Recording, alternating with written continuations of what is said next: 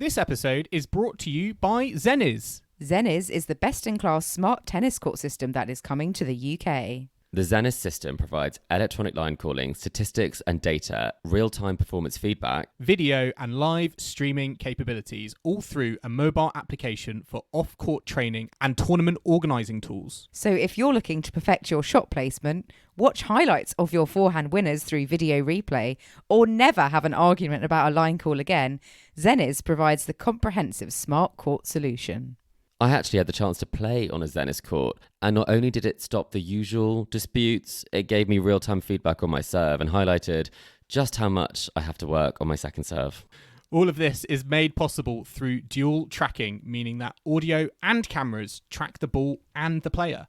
Zenniz is now in over 10 countries in Europe, and the system is certified for official use by multiple tennis federations, and they're now entering the UK market. So what are you waiting for? Ask your club's manager to get in touch with Zenniz or reach out to Zenniz directly so that they can improve your tennis experience on and off the court. And the link is in our description. Please take your seats quickly, ladies and gentlemen. Thank you. Hello, ladies and gentlemen. Welcome to Tennis Weekly with Joel, Kim and Chris on today's Tennis Weekly Diaries. We give you the definitive verdict on attending the Eastbourne International. We hear from Raducanu, Boulter, Keys and Fritz. And find out why they keep coming back to the small town seaside tournament.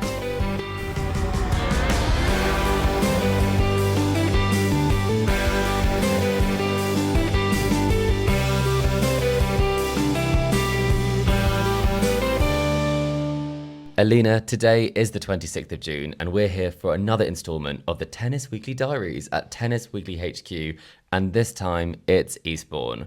Once again, we're going undercover during the British grass court season to give our verdict of what the experience is like as a fan. We'll be giving you the download on Eastbourne with our Tennis Weekly event scorecard, Tennis Weekly top tips, plus we take a stroll down memory lane of our favourite memories of the event. As well as in the second half, we will be joined by Zenniz and Santtu Leskinen, who will be telling us all about their launch in the UK. And now, Alina, we're in the hot seat, and even hotter because it's 28 degrees on the south coast today. It's been a hot seat indeed, but it's about to get cooler, Chris. We have the hot tips on how to stay cool in Eastbourne. We do. I feel like based on our experience this week, 90% of the tips we'll be giving you will be around staying cool. We can tell you which stands are in the shade. That might be a top tip, but I have to say, the last time I was here, Alina, it was raining to the point where I missed a whole day's worth of play because it got rained off. I remember asking you to share some pictures from your previous time here, and what you shared was you wearing a parka, like a rain poncho on the beach. With an umbrella up. Yes. Yeah. And that didn't look good. And I was like, are you sure we're going to have a nice time? Yeah. I mean, I don't know how I managed to get you here because my friend was in a woolen coat in that. I mean, I can't believe it was held at the same time. So I can do the rainy day tips and you can do the hot weather tips. How does that sound? That sounds good. Well, let's get into it. Always start, not necessarily with a Dear Diary, but we do start with a trip down memory lane of the best memories from the tournament. And we've asked our listeners for what these memories might be, but we've also asked Joel and Kim. And Kim is going to tell us about her favourite memories from Eastbourne. Well, Eastbourne always brings back fond memories from trips down to the south coast where hopefully the sun is shining, although sometimes it definitely hasn't been. But it always had some really, really nice, fond memories from this event. I think I really loved the old, I think it was the old Court 2. It was sort of opposite the clubhouse, the old clubhouse where they kind of broadcast from. And it always used to get some really good crowds for like kind of local British players. And I remember some really classic matches with Boulter when she was playing, and Heather Watson. And it was just, this sort of really kind of authentic, kind of local crowd almost just cheering on like homegrown players. And it was just had a certain kind of nostalgia about it. It was a bit kind of Paul Bettany at Wimbledon vibes, for those of you who know the film. And what I also love about Eastbourne is just the fact that you're more than likely to see a player or two walking around the town. You know, if you're staying overnight there, you might see them in a local restaurant, you might see them strolling along the seafront. So it's such a relaxed place, and it's sort of a world away from the hustle and bustle of kind of Wimbledon and London. And it's just a really nice kind of down to earth vibe. And yeah, I remember one particular occasion where Anna Ivanovic walked into the restaurant that my dad and I were having dinner in after we'd been at the tennis, and my dad's jaw just dropped because, you know, he was a very big fan of Anna. And I think it put him off his food a bit. He was sort of so aware that she was there. But yeah, if you want those sorts of experiences, then Eastbourne's a pretty good shout. And yeah, I'd love to know what your memories are from the Eastbourne event. It's, you know, obviously such a fantastic tournament, so do share. Well, I mean, we can relate to some of those. I think definitely the only thing we can't relate to is the fact that the court that Kim so beautifully described is no more. It's now a picnic lawn with lots of benches opposite the old sort of clubhouse. But we did have a very similar experience yesterday at dinner at the restaurant that Kim is describing. And I mean, we're not going to gatekeep. We can say the name of the restaurant, can't we, Lena? Yeah, it's called mozzarella. No, Pomodoro e mozzarella. mozzarella. I mean, Yes. I'm definitely saying that wrong, as we always say that I do on this, but I believe I'm in the clear. It is the hot ticket. I told you beforehand. I've been before. You have to go. It has to be done. And we had a very interesting experience going from asking Katie Boulter questions in press to actually sitting face to face, almost opposite her in the restaurant, which I've never gone, you know, from one side of the table to another side of the table so quickly. And you even saw some of the Argentinians that you like to follow on the tour. Oh yeah, absolutely. It was a runway. That's a good way of describing it. Continuous Vogue World Eastbourne. coming and going of tournament people and familiar faces that umpires. We know. Umpires, absolutely. We do have our tradition eating across an ATP umpire. We do. We had dessert with Carlos Bernardes in Bostar. And I think we shared a main course with Carlo Nuni, was it? Yeah, Carlo Nuni was there. I mean, everyone was there. I think we even saw Taylor Fritz, but I think he maybe dined there with his mother, I'm thinking. Again, I do hope that wasn't anyone else. And I've said something wrong there, but we saw many doubles players were in there. Stephanie was in there. Yes. It was really a hot ticket. So if you do want to dine with the stars, then that is the place to go. So maybe that would be Kim's top tip. Joel actually has told me what his favourite memory of the tournament is. He's actually never been to Eastbourne, which probably does explain quite nicely the difference between Joel and myself. I see myself as an Eastbourne person. He sees himself as a Queen's person.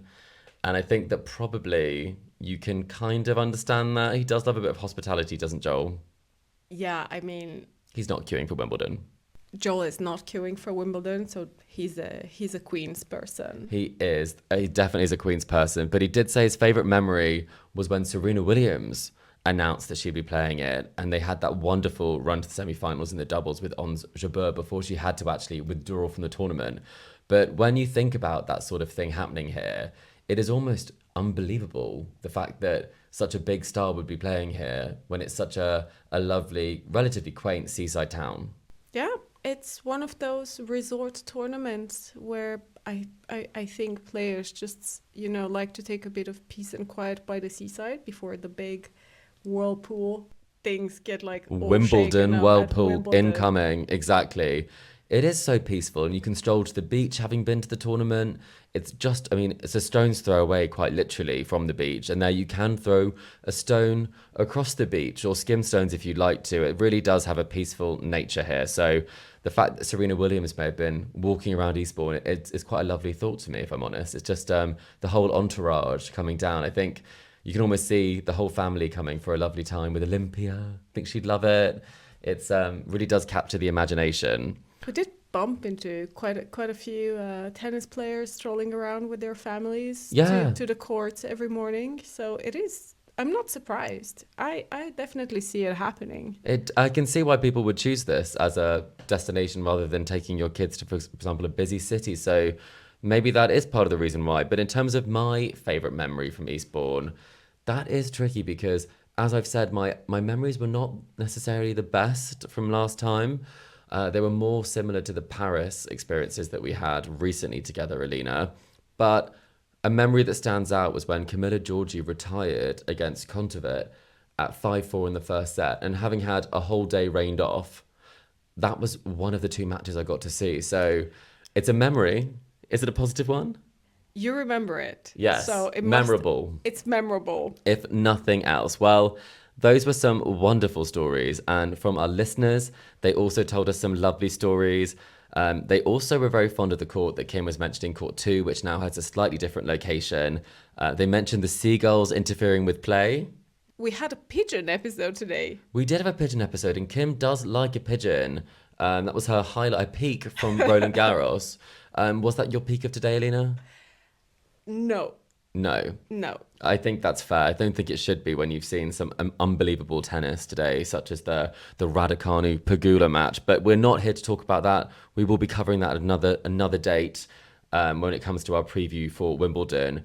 But other memories that people loved was, even before the ATP event came here, people remembered coming to watch the WTA stars here. And when you look at the Roll of Honour, you see players like Chris Evert and Martina Navratilova winning a doubles title together here.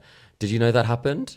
No, I was actually discovering it on the big banner that surrounds Centre Court, and it's star-studded. It is. It really is so steeped in history. It's wonderful to explore, and we've seen many familiar faces sort of on the different, it's lampposts around town.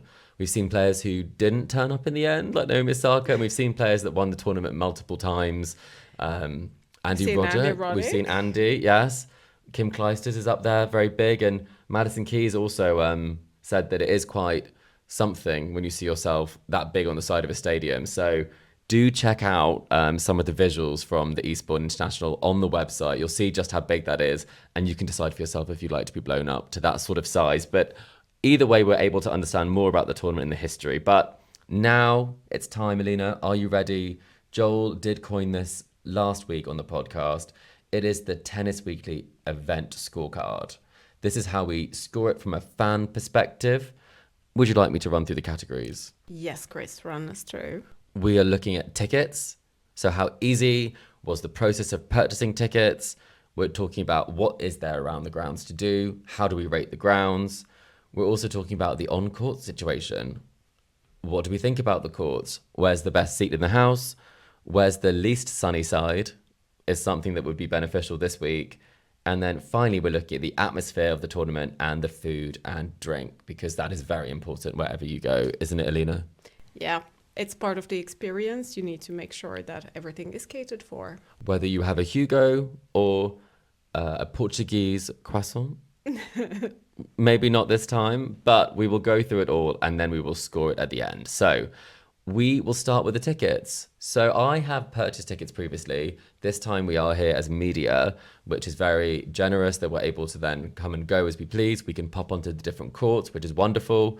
But from my experience and from looking this up as well, the tickets are more reasonably priced than Queen's and easier to get, is my experience. Based on what you've seen around, do you think it has a bit of a different feel? Like there's more fans on the side and more fans are able to come more days than potentially a Queen? It seems very accessible to tennis fans. I did notice, compared to the other tournaments and resort tournaments that we've been attending, the lack of corporate entertainment. There's not, I'm pretty sure there is, but it's not visible as in other places we've visited where half of the centre court is reserved. Yeah, and Alina is not exaggerating that. In Estoril, yes, genuinely half of the main central court seating areas were boxes, restaurants, or corporate entertainment, whereas that is not the case here at all. There's no sort of premium seating.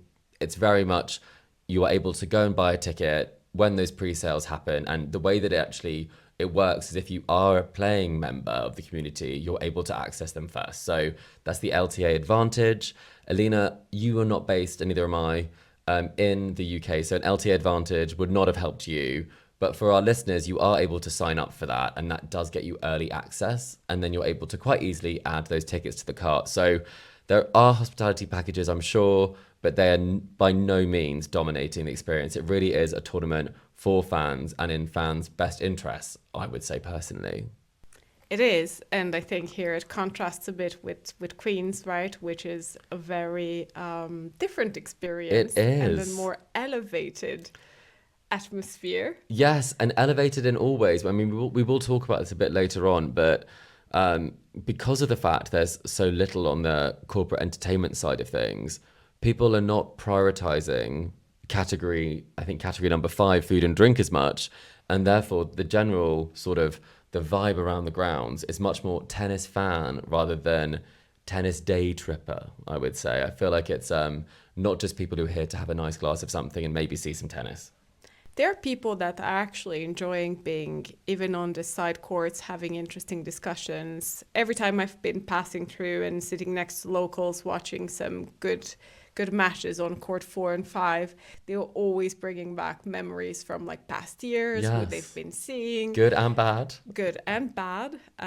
Things that have changed, what they don't like. So it's definitely people coming over and over again, year after year. And they have a real affinity for it. Exactly. It is lovely. It is a lovely atmosphere. I think that's also why it can't change. It can't become like a hospitality like juggernaut in that sense, because you really would alienate the people that you need to come to the tournament. And I think that's something that is really important. So I'd say very much possible that you're able to come down, get tickets for multiple days and get the tickets that you want, which isn't always the case at some of the bigger tournaments, or obviously with Wimbledon, where the ballot does limit you in terms of what you're able to sort of add to your basket in that sense. So if we move on to around the grounds, because we're already heading there, we've had many conversations around the grounds. We've had conversations, we've bumped into people, we've had lovely moments on the lawn with old friends, which has been very nice. And I think you said a very important thing there, the lawn. Yes, the lawn. The grounds are actually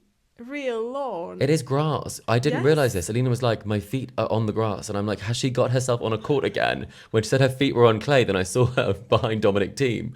No, the whole thing is on grass pretty much. Yeah, and like I mean, it's my first experience, right? On grass. On grass. Yeah. And it was like fantastic to be able to wear tennis shoes, essentially, and just be on grass and bounce a ball. It's a fantastic feeling.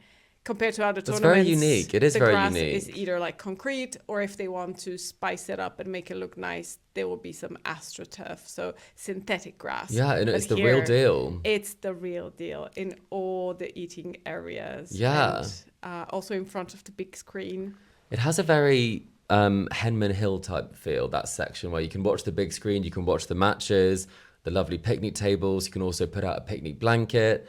So I'd say that atmosphere is lovely in that respect, and we spent quite a bit of time on the deck chairs there, enjoying the moment, enjoying the evening sun before we are called back to press duties. I think that generally the facilities are pretty great. There's never really a queue for any of the bathrooms or anything like that. I think that it's very much accessible in that sense, that you're able to make a quick dash. There are even toilets in the stands. We've been to tournaments where you will have to miss a number of games or queue to get back on, like at the French Open, and you will maybe even miss a change of ends because you're queuing to get back on. So very different in that sense. You can come and go pretty much as you please. Yeah, it's been very efficient, given that it's an ATP 250 combined with a WTA 500. We've been to similar events like Hamburg, where it is the case that you will lose half of a match if you go around to get refreshment and I don't know. And you need to bring cash as well. Yeah. Bring cash. So I feel like it's very efficient, and the lovely court stewards are just taking care of everybody. They're an absolute delight. Like we have checking everybody in. They all know at all times where your seat is. There's a lot of trust here as well. They recognize that people are there to enjoy the tennis. So if they can open up a court for people to sit there, they do. You have to make sure you're on the right side of them. But when you have befriended them, then they are absolutely lovely, and they'll look out for you and make sure that your seat is always free. And genuinely, I think it's run by people who've been doing this for years. So I think it's such a nice thing. They know how it works. The people even know the stewards. They know how it works. So I think from that sense, it is very easy to get help around the grounds. They'll point you out to your seat. In fact, even if you know where your seat is, you might get some help, which is a bit different from some places who they may not necessarily assist you in that way. They might just check your ticket and then maybe kind of rudely just shoo you on. Definitely not the case here. never the case here. It's been a lovely experience, and I think it's, as you mentioned, it's one of those tournaments that is like run locally. It is run locally. It's very like authentic. Yes, it is. We love it, and I think that that's clearly coming across from this conversation, because we could do 20 more minutes on some wonderful interactions we've had with stewards, because there have been many lovely interactions. But now we must talk about on the court. So this is something that I think is linked to the tickets. You were able to see Karolina Muchova was out on court 4 on Wednesday playing her round of 16 match. This is last year's French Open finalist, US Open semi-finalist in her comeback tournament. And you could say questionable scheduling, but with an outside ticket, you are able to get so close to these players. You can sit on the wooden benches, you can watch them, as well as the fact that there are these different stadiums you can sit in. There's court 1, there's centre court, and there's court 2. They are all separate tickets, as well as the ground pass. But even if you have a ground pass, you'd be seeing a player as good as Muchova. I mean, that's pretty good. Can we say that there are no bad tickets? No bad tickets. I think you can say that, because even tomorrow, the Thursday, we're recording on Wednesday evening, it's a full packed schedule. The doubles is out there.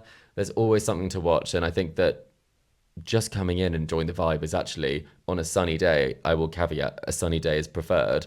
It's just a lovely experience. Even if you don't have necessarily matches on court, sitting out on the lawn, I mean, you're basically on court anyway. Yeah. So we can tick that one off. If we are telling people where the best views are, or if you want to avoid some of the hotter parts of the day, I believe it was I want to say West Stand. West Stand on centre court. On centre court, you get the afternoon shade. Which is lovely. It is lovely, which therefore means that you actually get full sun on the east stand of court 1 in the afternoon. So it can get very hot on court 1. And then if you're on court 2 or anywhere else, you're just in sun all day. There's very little shade around the grounds. So that is a very top tip, and maybe we should have saved that for our top tip section. But those would be our recommendations. And in terms of the atmosphere, I feel like we can talk about this quite briefly, Alina, but hasn't it been wonderful?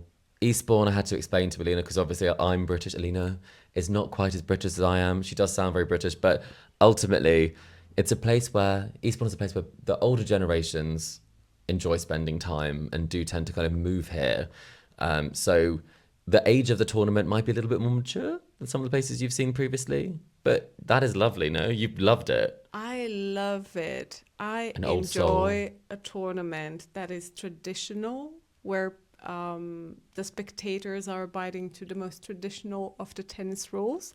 There's no chanting, there's no double fourth clapping, there's no national anthems played. Despite the amount of, I think we have a historical amount of Brits in the quarterfinals. We have, and everyone's very well behaved. Hysteria is not kind of broken out. I love it. I think you also mentioned before that I'm a Wimbledon kind of girl, where I like a very toned down crowd. I like silence around. Wimbledon, that's kind of going now. This might be the place for you to come to watch more tennis, Alina. Honestly, I might be moving down here. You're going to split your time. We've been talking about this, listeners. We should have done a tour diaries for Esther. Alina's going to spend her days in Eastbourne and her summers in Cascais. Yes, I think that's going to be it for me. I decided. And also probably I'm going to be your forever correspondent on every year seaside resort tennis. Yes, I think honestly that would be quite a lovely life, and I think the people who do live down here do really get to enjoy that from Eastbourne, and that atmosphere is really kind of throughout the grounds. As you say, it's more coffee than it is Pimm's. You can have a Pimm's. People are not getting too tipsy at all.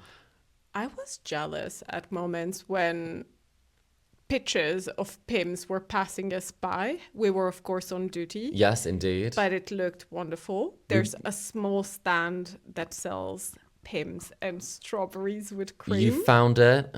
Where is it for our listeners? It's in the food village in part? the food village part in the back of the centre court. Right. Well, it's a very small stand, and they usually run out of strawberries around 4:00. So I missed my strawberries today. No.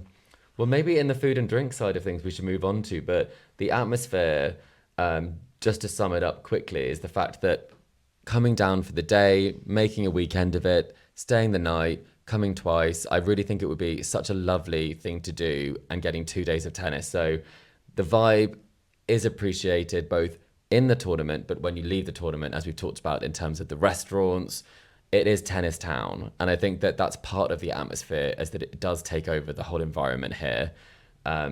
And I think that that makes for an event that maybe that's why you do quite like it. You know, Estoril, it does take over the resort. It did. Cascais was essentially part of Estoril Open. I felt like it was just another place to get food there. It was just another food stand was the whole of Cascais. Yeah, and it was like the city got decorated with balls, and we saw similar, very daring shop windows. Oh, yes, here. we did. That famous photograph where that lady is actually pulling up her skirt and revealing a bit of her bottom has been recreated along with many different tennis quotes just outside the restaurant. And we actually turned to our left with quite the shock. Yeah. And there's just the whole spin of tennis took over Eastbourne overall. It's lovely, isn't it? It's just like a whole local effort. Yeah, it effort is. For it. It's so nice. And on the food and drink, as we've talked about, there is great choice when you're in there. Lots of variety. There are healthy options. In terms of the prices of things, it's not as expensive, obviously, as if you were in London. It's on the steeper side than if you were to pick something up just outside of the grounds. But I mean, we're not buying food inside, are we, Lina? We're bringing a packed lunch. Always. And I noticed at noon, everybody brought up the packs from home. Oh, yeah. A good sandwich a from meal home. deal. A crumpet. A crumpet? Well, surely not. They would have toasted it. Probably. Maybe it was a scone. I know? We don't know. But I saw a crumpet at some point, and I was pleasantly That's impressed. very nice. You know, that's my favorite British Yes. artifact. Honestly, as soon as Alina gets to the UK, she buys crumpets. So I feel like this is all evidence that you should definitely be spending more time in Eastbourne because the people seem to be very similarly minded. It sounds like it, but as we mentioned, overall, it's picnic at lunch. People pack quite elaborate picnics. Oh, you've got to bring enough for hamper. double the number of people that need to be fed. That's how you do a picnic in the UK. So bring as much in as you can. You might be asked to test if what's in your water bottles is actually water. You did get asked that. I did get asked to take a sip. Yes. To demonstrate that it's an easy to drink option potable. Rather than it being alcoholic, because I think there might be some rules on that side of things. But in terms of your picnic, you can bring everything. That brings us, though, Alina, to our scoring. I believe last week we gave Queens an 8, and I think that maybe we might be going higher. What do you think?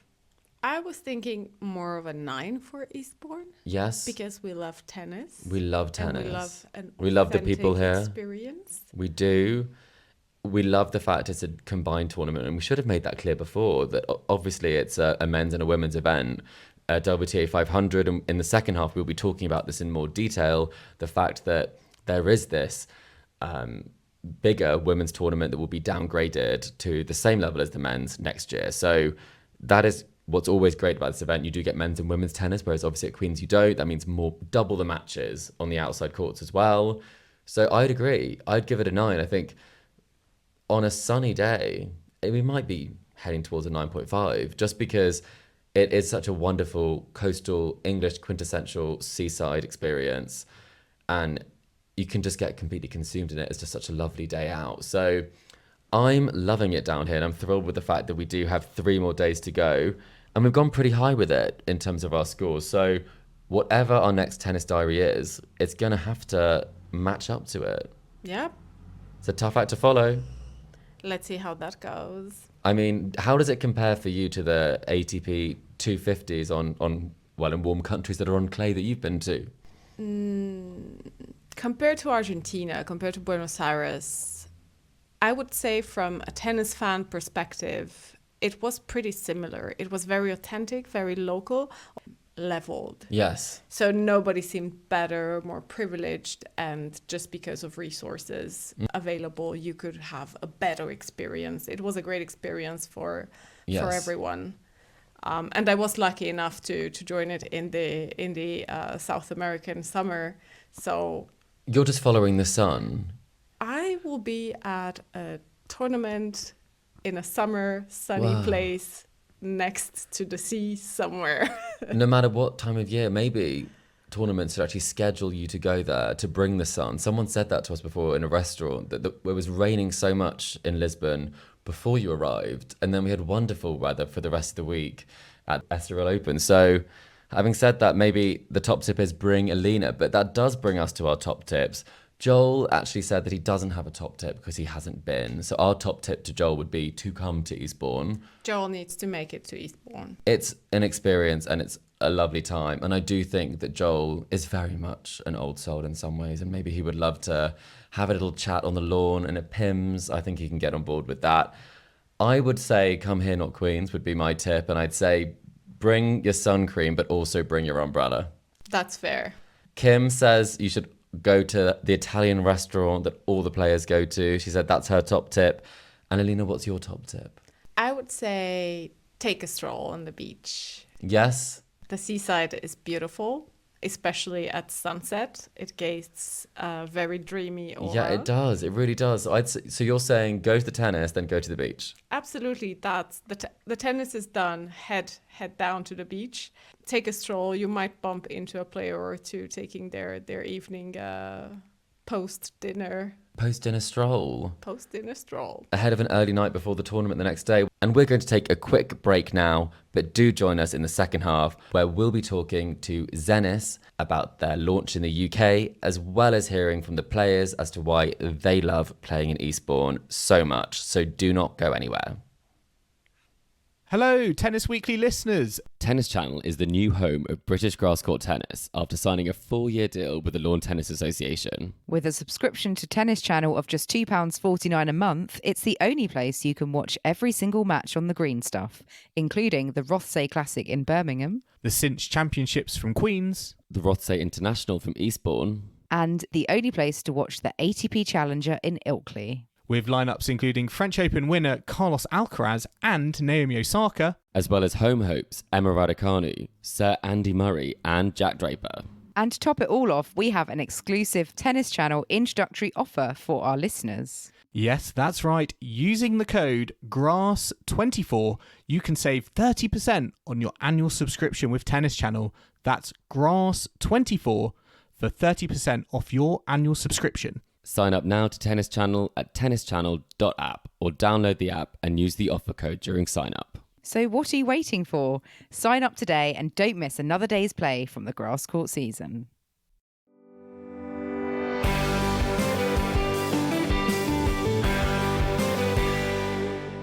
Welcome back to the Tennis Weekly podcast. And now, listeners, something a little different. We have our partner Zenniz joining us on the podcast. Zenniz are revolutionising tennis with advanced smart court technology and excitingly have now entered the UK market. And we have Santtu Leskinen from Zenniz joining us to tell us more. Santtu, welcome to the podcast. It's a pleasure to be here. Thanks for having me. Well, firstly, we should tell our listeners that we're recording this very early UK time, not so early Finnish time, because you're playing in the Finnish National Championships, I believe, this week. That's right. Yeah, the draw should be coming out sometime today, so very professional.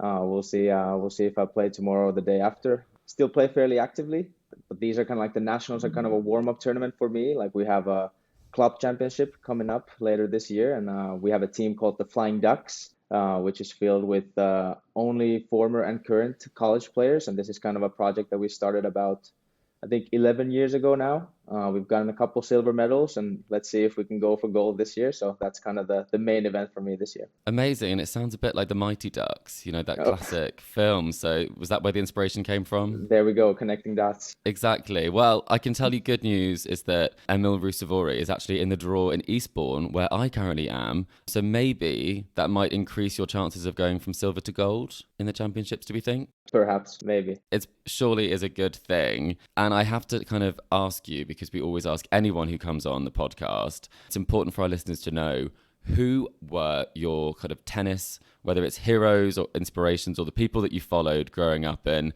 I always have to confess that I'm the WTA stan of the podcast, very into Sloane Stephens and Daniela Hanchikova. So I didn't always have that much to cheer on, but who growing up were you most interested in from a tennis perspective?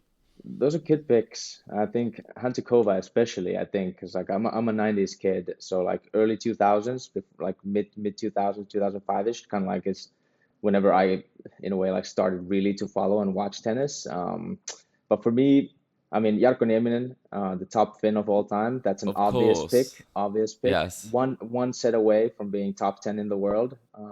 Kind of a bummer, but he got to 13. So I mean, and I would think I would call it somewhat of a friendship with Jarkko as well. He's so down to earth. He rolls around here in the tennis centers here in Finland, so you might bump into him, and he's just one of the best dudes that I've ever met. So him obviously.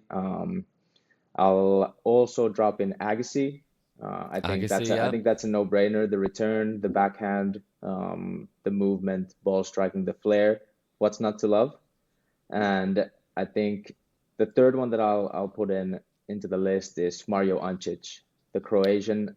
No, and a grass court specialist in many ways. Exactly. I think he reached the Wimbledon junior finals when he was 16, and I saw him back in 2008 at the Stockholm Open, and I think in a way like maybe he was in a way like before he could have been like really badass during the 2020s, tall, big serve, decent enough mover, like maybe that could have been like him, like obviously the faster surfaces kind of was his jam back in the day, but yeah, maybe he could have been a beast nowadays as well. He could have been. Those are kind of like the three that come to mind. I feel you've covered all bases there. We had a wild card, we had a Finn, and we had like an all-time legend. There you go. Which I didn't really cover all bases at all. But what we have to cover is Zenniz. And the good news about Zenniz is that they have arrived in the UK. And so this is something that you might have heard in our ad read earlier on, that we introduced the concept. But for the listeners who may not have caught all of that or may not be aware of Zenniz yet, what are you all about? All right, I'll try to keep it nice and brief, not to take too much of your time. But Zenniz, not to be braggy or anything, but we are the best in class smart tennis court system in the world at the moment. Our system provides players, coaches, fans, parents, tournament organizers with multiple tools such as accurate electronic line calling, statistics, and real-time performance feedback, data and insights of your game. Live streaming capabilities, video highlights and video capabilities. We have a mobile application for off-court training to see your videos, see your statistics and insights, and as well as I already mentioned, kind of the tournament organizing tools that we provide. And what separates us from the rest is that we provide a comprehensive solution. We're in a really interesting time in tennis because we are lagging behind other sports when it comes to technology. So they're like, some clubs are looking for just live streaming solutions, just a line calling service or something like that. But what we do is we offer the whole package in one, and that kind of separates us from the rest, as well as the tech that we use. So we use audio as well as cameras to do the tracking of the ball and the players, and that's where we get the accuracy for the line calling and the reliability through the video. Currently, we're in over 10 countries in Europe. Our system is already certified for official use by multiple tennis federations in the Nordics. And like you said, we're now entering the UK, and we couldn't be more excited because now we're actually entering a real tennis country. So we're pumped for the future. It's a big test, isn't it, the UK market? Absolutely. Will the traditionalists be adopting it? Well, in terms of Zenniz, I do have to ask, so the name is spelt Zenniz. So it's obviously a play on tennis. Where did the name come from? The inspiration for the name? Is it a fun twist on tennis, or is there something more to it? I think like the original idea of it was that it's a play on the words, but I think one of the original founders mentioned that like the electronic line calls lower so much of the stress levels that it brings kind of like a zen kind of mindfulness state of mind on the court. So I mean, I like to roll with that. I don't know if that was actually like the original meaning for it, but I think to that point, that is kind of what happens with electronic line calling. It takes away the stress. So you can just focus on the play. So we'll call that Zen. And then there's the Zenniz. So yeah, no, I like that. And I think that that's something that I could definitely do with more on the tennis court, more Zen, that's for sure. Because for those of our listeners who don't know, producer Alina and I are based in Copenhagen. and we play at KB, and they actually have a Zenniz court there. So I've actually played on it, and I can tell you that Alina and I are still very much friends, but I did find out that my serve was not as quick as I thought it was. I think I thought I was just absolutely like hitting bombs. I wasn't quite. There's still room to improve. But as a player yourself, obviously at a much higher level than I play at, what was it about using Zenniz that kind of surprised you from the analytics side of it? What did you learn, and how did you develop your game based on it? Well, the first time kind of using it, I think I was surprised by the accuracy, and as well as the real-time functions of it. What I didn't kind of mention already in the earlier on, we also do gamified drills, and where our system, how it works is that we have a on-court unit next to the net post, and we have 2 LED panels on both sides of the court. So both players see their own performance feedback. There's different kinds of modes. For example, my favorite one is seeing our shot practice mode, where you can see the average shot speed, average depth, and then you can see your in percentage of your shots, and just in a way of like how much addition you can get to your game by just adding a few different metrics into it that you can follow. Because I think at the end of the day, even though we can dive in deep into the statistics, and especially the pros need to, but for many players, this basic elements of tennis is how hard and how well you're able to hit the ball in specific spots, and how well you're able to just make it. And with those metrics already, you can take your kind of like game into the next level of like following just the speed, just the depth, and how many shots you're hitting. That's already enough. So that kind of, the initial reaction for me was that it's accurate and it's real time, and those were like the biggest ones for me. And did it bring out kind of the competitive side with whoever you were playing against to see, like, were you hitting your spots, or even your tactics, see if your tactics are being executed accurately? Yeah, I think the competitive element, even whether you're just drilling and just hitting balls, it's nice to like, let's say you're hitting for 5 minutes, you go up to the system and check out like, oh, how fast were you hitting? And I think even with like some of my mates who I'm playing with, it's been kind of surprising of seeing like who's actually hitting the ball harder. Because there were a couple of dudes that I'm playing with, and I would assume, like, my presumption is that they're hitting faster than I am. But then we go up to the system, and it's consistently showing that I'm actually the one who's putting more pace on the ball, and it's nice to get those little bit of like realizations of what's actually happening on the court. And I've played over 25 years already, and like still something like that like surprises me. So I think like that kind of just shows the value of how much value you can bring to whether you're a pro, whether you've been playing at a club level for a while, whether you're just starting off tennis. I think that's where kind of like the value comes, that like everyone can kind of like get something out of it. And it can settle some of those scores that you always wanted to know. For example, I think that Alex de Minaur used to be made fun of quite a lot for the fact that he didn't have the biggest serve. And then the end of year statistics came out, and I think he was actually like quite high in the top 20, and no one thought that would be the case. So maybe the debates you've had about who hits it harder or who is able to kind of hit the bigger serve can finally be put to rest. But as well as putting to rest some of those elements, there is this sort of no argument side because of the the automatic line calling. I think we all know that in many tournaments, club tournaments or whatever level, there can be those sort of disputes that happen. And I do see that as kind of being like a very, very positive thing for clubs, is that you don't have to sort of self-line call anymore. Is that what you see as a benefit, or is that more of a benefit that I see, that maybe I'm a bit more argumentative than most? Well, I think everyone sees the value of the line calling. You can see it on the pro tour that like even they're struggling with the line calling. But I think it's a funny kind of, the higher the level goes, I think obviously the shots are faster and line calling is tougher in a way. But like in club setups, I think that's where the most arguments happen. Yeah. Because people are like, I mean, you might make mistakes, you might cheat on purpose. I mean, who knows like what the reason is? But like, that's not a confession, is it? Surely you don't do that. No, surely not. Me, never. Never. But I think the electronic line calling is just seeing the difference from, there's a junior tournament here in Helsinki, for example, you go and watch without the system, and you see that the players are more stressed, and that's like young kids and the parents are getting more involved within the game.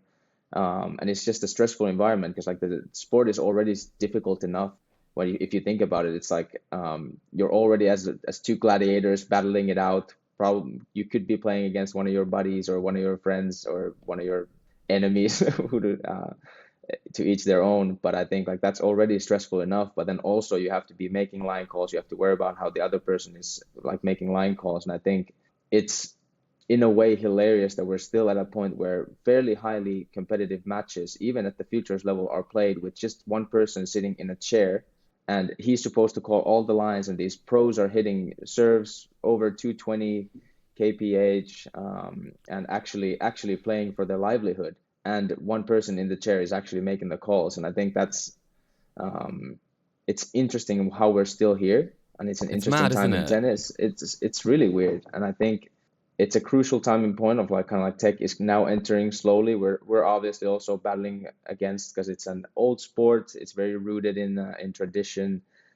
which is the beauty of our sport as well. But like the tech is the future. We hope that it's going to be all the courts built with our system. That's probably not going to be realistically the case. There's going to be other systems out there as well. But I think we're moving into the phase of, okay, technology is entering tennis as well. Which is really exciting, and it's just really amazing to hear the feedback from the players, from the coaches, and from the parents as well, because like they're even more chilled out in the audience as well, because they don't have to stress about the line calls and they don't have to get into it. So yeah, absolutely. And I think that one thing that really surprised me was that Dan Evans was talking about Surbiton recently, and the fact that you actually go from 3 line judges to 5 line judges from the quarterfinals upwards. So I think even the number of people, obviously you just have umpires calling it all of the lines sometimes, but that was something that really surprised me, that, you know, even today you get sort of those lack of technology being integrated, or lack of the results being 100% accurate for things. So I think there's a lot there. I think even in the French Open final, we were seeing it in that final set of Alcaraz and Zverev, where there was that line call on a break point, which could have made a big difference. Mm-hmm. And I guess it links in with the Zenniz side of things, that I'm not sure that Zverev at that moment was feeling particularly zen after that line call. But it definitely, you must have been screaming at the TV thinking, just get Zenniz in there.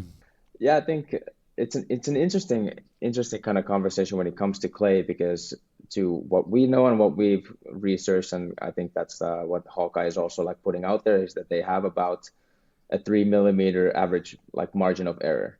At least, like obviously sometimes they might get it exactly correct, but like it's still just cameras, it's still going at high speeds, it's not easy. So I think to that point, like obviously I would love it, let's put Zenniz out there as well, but I think they need to make a call on, I don't know why they were showing the Hawkeye result and then going by kind of like the chair umpire's call on the mark, because like that's just like you're just chaos. calling for chaos and calling for controversy. Just either go by just the ruling of the umpire and like go check the mark, and then that's it. Don't show any electronic, because like that could even be wrong. Like it might have been like that situation went correctly, but the controversy comes because you show the replay of it. So I think even for us, I think at the pro level, like maybe you should just go with the Hawkeye and then that's it. Just don't even check the marks, and then but you have to pick your battles. Like you have to choose a lane of like which option you're gonna choose. Like obviously, like for us, like we are big fans. Technology first. We're ruling for the technology, but I think you can't go like kind of like tip your toe into it and just like show everyone else like this is what the tech shows, but the umpire is still making the call. So I think that's similar. Like in football, like they don't show the VAR decision and then make the referee just like make his own call. You see that at the European champs now. So honestly, that makes a lot of sense. And Joel is all for the line judges. He likes the drama of the calls being bad. I do not. I would be that person who was a child who was screaming at the fact that injustice had taken place. So I think people fall on one of two sides. But in terms of Zenniz and the technology that's involved, is it something that can benefit people of all abilities, do you think? It doesn't just have to be those who are particularly sort of tech-minded or those that are very advanced at their tennis. Is it for everyone? Yeah, absolutely. And like I kind of like already listed out the list of features that we have. It's kind of pick your preference type of thing. Whether you're starting off and you're because like not everyone's into the statistics side of it. Some people are. Then that's when like we give you loads of information that you can dive into if you want to. If you just want to watch yourself on video, that's also I think one of the easiest way to learn of like what's actually happening on the court, because like the stats tell stories as well. But especially if I mean, it doesn't even have to be a case where you've just started tennis, but like even someone who's been playing for 20 years, you might not know what's actually happening, because when it comes to kind of like the point that I made about tech being new in tennis, video of your play is still very unattainable for many. Yeah. So I think like that's one of the easiest ways to kind of develop your game is to watch the video, whether it's just watching funny highlight or good highlights or funny bloopers or whatever it is.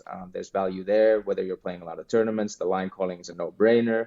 And like I said, like if you're into statistics and if you kind of like want to like see tangible metrics of your progression, then the statistics and our mobile app is the perfect tool for you, because like that's where you can log in every single session that you have. You can watch the videos. The video is actually linked with the statistics. So what we're capable of doing is you can filter out different kinds of shots in the future. This is actually that we're launching post summer. So where like let's say you go play at KB, you want to after the session you want to see all your forehand down the line winners. Go ahead. Zero of them. There'll be unforced errors. It will be about a 10-15 minute highlight reel. It's okay. Then at least you can see what kind of mistakes you're making. If yes, I can. I can learn from my mistakes. Exactly. So in terms of coming to the UK and for our UK listeners, how do they go about kind of trying Zenniz, and how do they go about getting Zenniz installed at their club, their school or their training facility? So like now we've actually had our initial week in the UK. One of our representatives have been there meeting with tons of clubs, tons of facilities, tons of LTA members, just trying to get kind of an idea of like where our product is the best fit in the beginning there. So to kind of like answer the first part of that question of like where they can test it, hopefully there's going to be multiple venues after the summer where facilities are installing our systems in. So stay tuned. And if you're listening, and if this is something that sounds, or not even, I'll remove the if, but when this is what you would like to see at your club or at your facility, you can contact us directly, or you can hint to your club manager that, hey, there's something really cool like this out there. Us members, we would see a ton of value there. It would improve our experience of tennis overall. So tell them that to reach out to us. I'm sure we can link all our contact information, but you can read more and find all our contact information at zenniz.com. And don't be afraid or hesitant to ask us how you can get the system. We're more than happy to bring you a couple. Absolutely, and all of those details will be in the bio. We'll have the links so that you can check it all out there. But we do have to ask you a question. We ask everyone who comes on the podcast this, not just who your favourites are, but also, in case you weren't aware, this is a British podcast. I'm sure you were, because it does seem to be tied to the UK launch of Zenniz. But somewhat. Somewhat, yes. But how do you take your tea? Is there a Finnish way that you can share with us? I don't know if it's no milk. Way. Surely no milk. No milk, no worries. Yes. I hope this doesn't like butcher the way that you guys drink tea, but like me, I take it with a scoop or two of honey. I don't know if you guys do that at all, but this is what we do. Not unheard of. Okay, a scoop or two of honey. Yeah. Well, now we know. We can all try that as well as try Zenniz. But thank you so much for joining us. Good luck in the Nationals. Keep us posted on how you do. And hopefully we'll still be speaking if Cam Norrie gets to beat Rusevori this week. I appreciate it. We'll see. The Brits are tough on grass. Emil's tough as well. So we'll see what happens. But maybe we'll be on speaking terms after this as well. But Chris, thanks for having me. It's a pleasure. And hopefully we get to share a cup of tea with honey in the future. And now back to Eastbourne. We're going to talk about a topic that we have mentioned already. It's the fact that this tournament is going to be downgraded from a 500 to a 250, and then the 500 will be going to Queens. So that's a very big change. It is different. Obviously, this tournament has had the 500 for a while now, and the players have been asked about this, I think, to varying sort of levels of engagement with it. I think a lot of people, it won't change much. We can hear from them now. I don't think it'll really make a big difference. It's so convenient to play this tournament going into Wimbledon because it's a great event. The fans are amazing. The courts are great. And then it's so close to London that it's such an easy transition. So I really don't think it'll change much other than the level of the tournament, obviously. I mean, obviously, there is a complete change of schedule going into next year. I absolutely love playing Eastbourne. I do very much enjoy coming back here every single year. there's still going to be some very, very good tennis players coming down here and playing, and, you know, hopefully I'll be one of them. You know, it's such a great event, and I'm so glad they've kept an event here. I think that's awesome. You know, it's such a good crowd out here.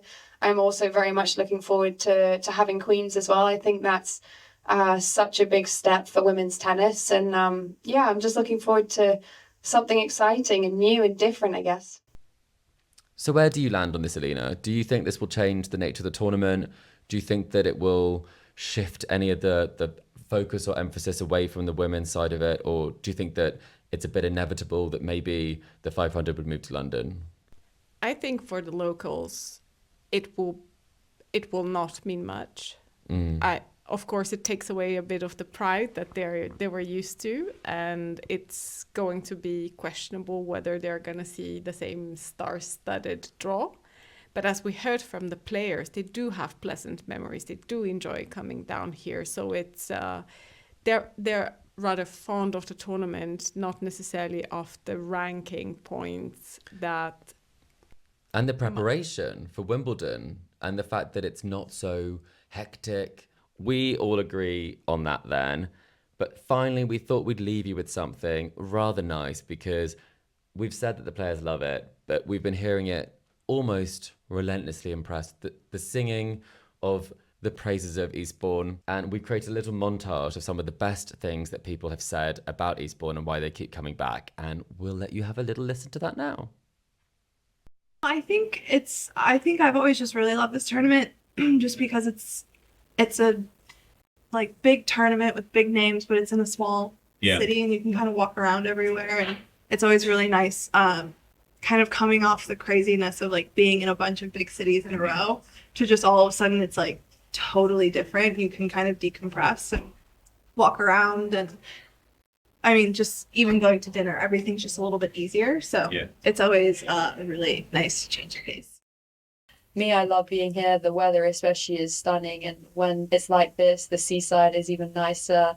Got like live music at night on the beach. It's just a nice, happy, relaxed place to be in, and it's different away from the bustle of London, which is also nice.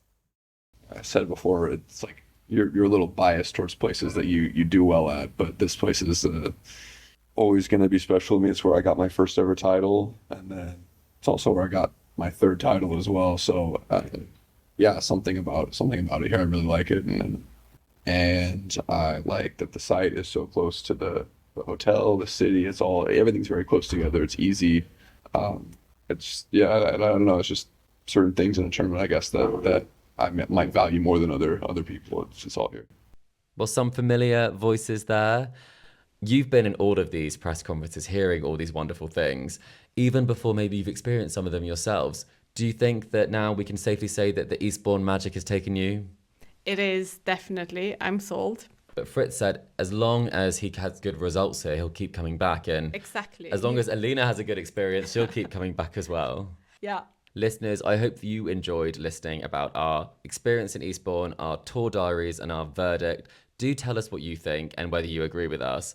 But we will be back very excitingly for our Wimbledon preview, which will be this Friday. And so remember to subscribe to us to stay up to date on all the action from Wimbledon, the ATP, and the WTA tours. We're on Apple Podcasts, Spotify, and all major podcasting platforms out there. And if you like what you're hearing, make sure to leave us a rating and a review on Apple Podcasts or Spotify. You can also follow us on social media or email the show. We're on Facebook, Instagram, TikTok, YouTube, and X with a handle @TennisWeeklyPod. Purchase Tennis Weekly merch at etsy.com/shop/tennisweeklypodcast. Email the show, tennisweeklypod@gmail.com, or check out our website, tennisweekly.co.uk. And we will be back on Friday at Tennis Weekly HQ for our Wimbledon draw preview. So I do hope you can join us for that. But in the meantime, it's goodbye from Alina. Goodbye. And it's goodbye from me. And we'll see you again very soon.